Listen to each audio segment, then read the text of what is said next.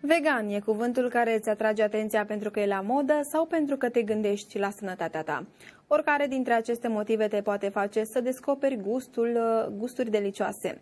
Nu-ți imagina că mâncarea vegană înseamnă doar frunze. La restaurantul Rodia din centrul istoric al Brașovului ai peste 200 de rețete vegane și peste 100 ro-vegane. Este vorba despre texturi. Ce joc de texturi ai în mâncarea respectivă, dacă ai cu mai mult, cu lucruri care dau un accent un pic mai dur, să zic așa.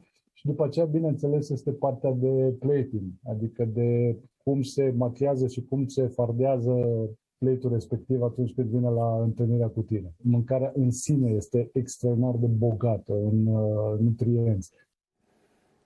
Ionuț a deschis restaurantul în urmă cu 5 ani. Este și șef ro-vegan. De 23 de ani nu mai consumă carne și s-a specializat în diverse rețete fără proteină animală.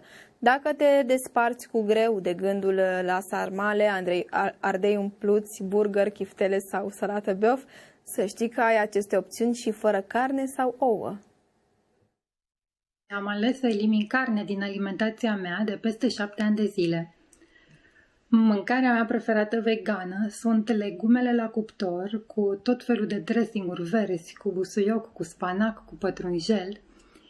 Iar principala transformare pe care am observat-o foarte clar și evident în ființa mea este o energie debordantă. Stilul de viață vegan nu este cel mai sănătos de pe pământul ăsta. Au pe ele eticheta de vegan și ai senzația că acea etichetă de vegan este egal cu super calitate, super sănătos, ceea ce nu e adevărat. Citiți eticheta.